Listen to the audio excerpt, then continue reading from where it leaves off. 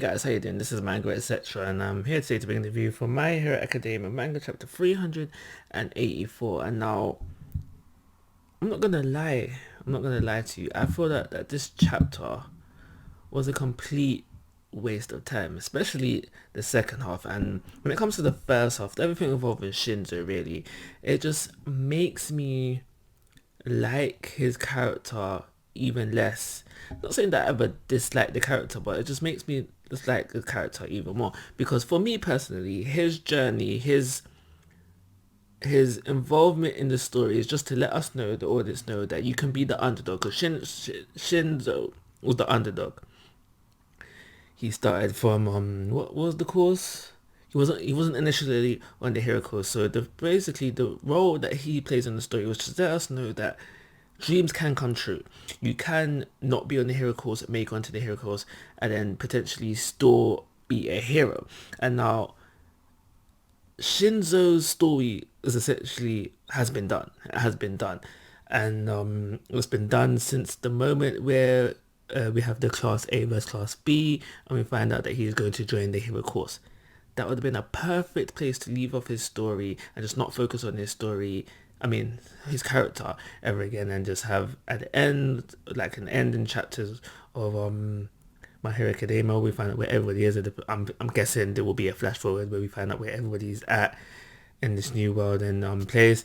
Find out just how great a hero Shinzo became then. But because we have gone past class A plus class B, class A versus class B, and we still see him, and we're getting an insight into just the kind of the hero he can be.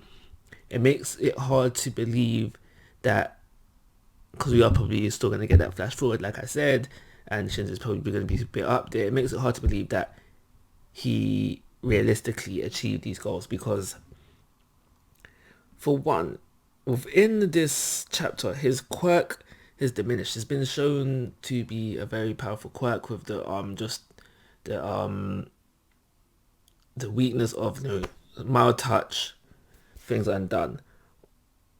But this chapter undoes something. It basically lets us know that if your will is strong enough, basically I guess it's stronger than stronger than Shinzo's will, you are able to break out of his brainwashing. And now that's kind of bad, because it kind of diminishes what Deku does way back in the sports festival.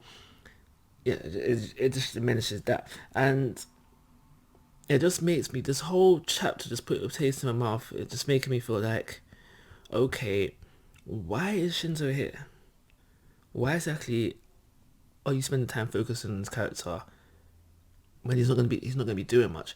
The thing is, my problem is it's not that Gigs, as I call him, was able to break out of the brainwashing. Fine with that.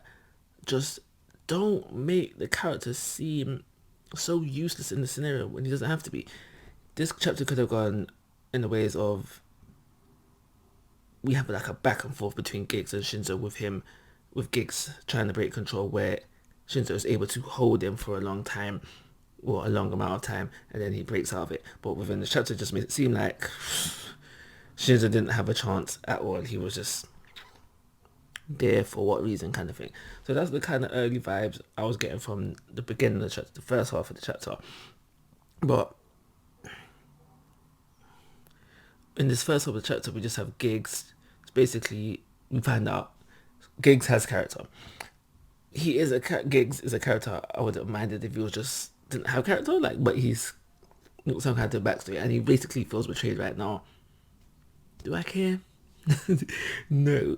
I'd honestly like to be the person that does care about Giggs' backstory, because for me personally, Giggs was always just supposed to be muscle. Back up like a bodyguard kind of thing. So him having character wasn't necessarily a thing that I needed right now, especially at this stage of the story where I've got pacing issues with this series in general, where I just want to see the meat.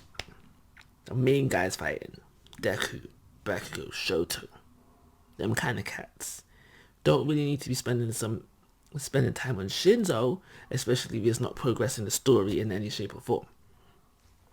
So after all of that, we flip over to the world, to the news outlets out there, just basically letting us know, if we didn't already,